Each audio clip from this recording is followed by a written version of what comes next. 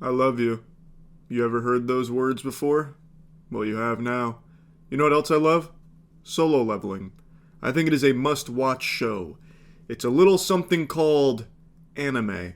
Might have heard of it before. Solo Leveling has really blown up with the success of Season 2. It has exploded in popularity. It's broken a bunch of records, and not to put the pinky out and the fedora on, but I liked it a lot during Season 1 too, and I was preaching the good word even back then.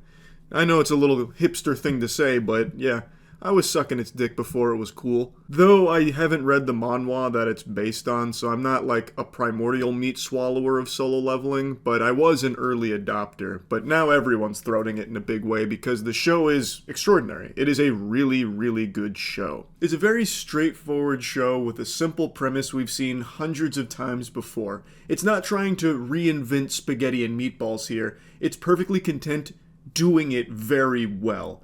So it's basically a world where humans have awakened magical power, and these gates are starting to appear which act like dungeons in video games, if any of you are gamers out there. And the humans that have these powers become hunters more often than not, and they are ranked from E to S. E being dog shit tier, absolutely useless, bottom of the barrel, to S being the creme de la creme, the best the society has to offer. So these hunters will take these missions from their guilds, or sometimes not even with guild work, and go to the gates, defeat the boss to close the gate. The hunters protect the rest of humanity by closing these gates so that way the magic beasts don't come in and fuck us all in the face.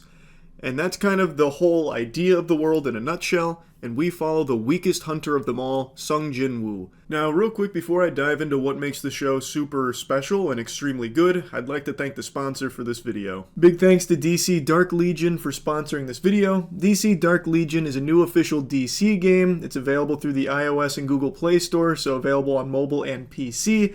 It's a pretty simple game, making it optimal for pickup and play so you can enjoy it anytime, anywhere with a beautiful UI and a really fun gameplay loop that's a strategy game and simulator, where you're going to be collecting and building out your DC champions, making them bigger and better, customizing your bat caves, saving civilians and building shelters, and you can fight alongside with and battle others in a PvP game mode as well. With a high-quality comic book art style and an authentic DC experience with a story that'll have you going through iconic locations in the DC universe as well as having iconic beloved DC characters in it, it's a game that's filled to the brim with content. It's free to play, almost all champions released at launch can be unlocked for free within 1 month of play, and you can collect over 350 bleed draws to unlock almost all champions. You can use my gift code DCDL999 to get plenty of resources and 3 hero pulls called World Anvil Fragment. It's available now. Big thanks again to DC Dark Legion for sponsoring. So Sung Jin Woo is an E-ranked hunter who is absolute trash. He can't fight shit and he is useless to pretty much every party he's on. He is a knuckle sandwich magnet. The magic beasts treat him just like this fucking meat punching bag for them to dominate. And he is well known as the weakest hunter in this world. But even though he still gets walloped by anything with a pulse, he continues to go on these dangerous missions through these gates as an E-rank hunter, getting his clock clean time and time again for the singular purpose of trying to make money through being a hunter to hopefully at some point save his mother from an incurable disease. When one of his missions goes awry and everyone in his party starts to be slaughtered from a gate that turned into something a little bit more, Sung Jin Woo is facing death directly.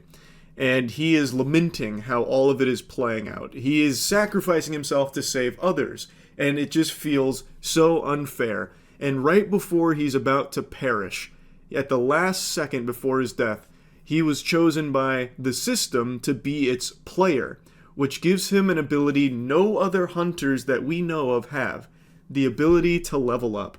So he can level up his strength and everything like that, just like a video game. And now, Sung Jin Woo has unlimited potential through his ability to level up. And he also gets quests, he gets items, he gets summons. And we get to watch him go from the weakest hunter in the world to the strongest hunter the universe has to offer, at least that we've seen so far.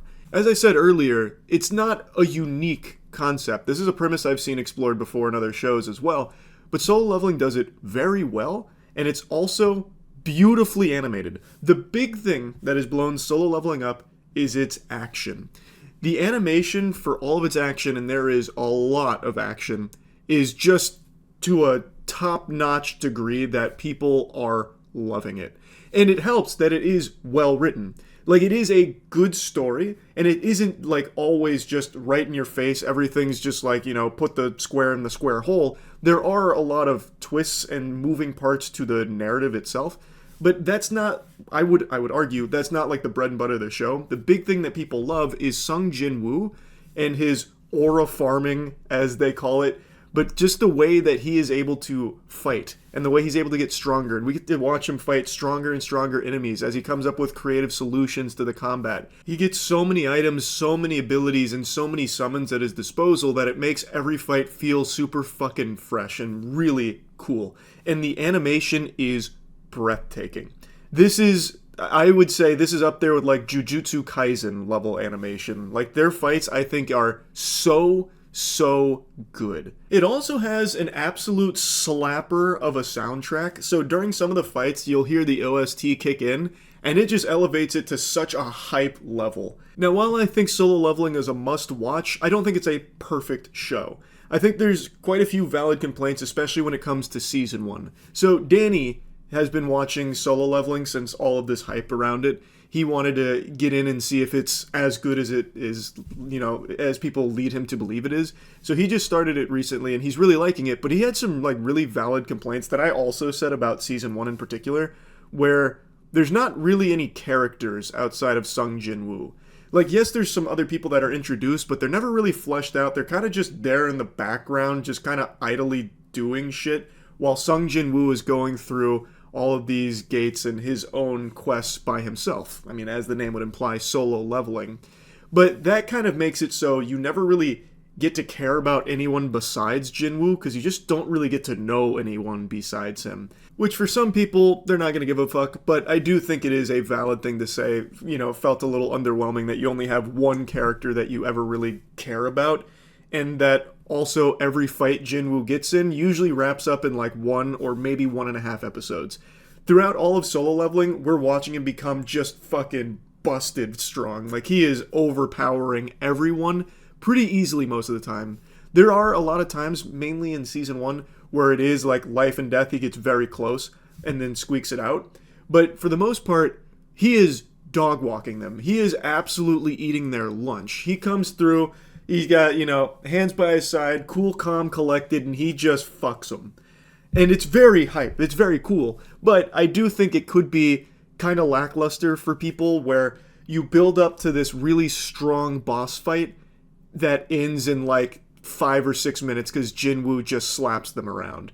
It feels like, okay, he's like One Punch Man almost at this point, you know what I mean? Like, I could see why that could be not as satisfying to watch for some people, but for me, and I guess tons of other people, it is. Because the fights are still really beautiful. Jinwoo, I still think, is a really strong character, not just like in terms of his actual power, but like I actually think he is just a compelling character to watch and root for. But it is fair to say that if he's never challenged, it would get stale. Because you want to see him actually have to try and struggle against a really strong enemy where he finally overcomes it. That's part of the hero's journey. And we do still get that. But I definitely recognize that in Season 2, we're mainly just watching him go ballistic and never really getting into a situation where I felt like, oh, he might lose, or he's going to have to really squeak some miracle out here to win this. It always felt like Jinwoo was firmly in control during all of it, even the strongest final fight. Now, in Season 2, we do get to learn about a few more characters to actually give a fuck about, which I think is very nice. So in Season 1, it's pretty much only Jinwoo that anyone is going to care about. But Season 2, we get a lot more characters coming into the fold, because now he is an S rank, and everyone knows now. Everyone in the world knows he's an S rank, so now we get to meet the other S ranks, and some of them get a little bit of depth added to them, which I think is good, because there should be more characters that you give a fuck about other than Jinwoo. Even though I think Jinwoo is always going to be the biggest draw in Solo Leveling, because he's the most interesting and most hype character the show has so far. But it is nice that now there are some other characters that we get to learn about in season 2 that I think people would like to see stick around and not get, eviscerated.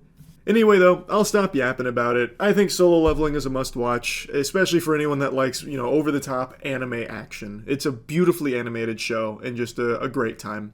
That's really about it. See ya.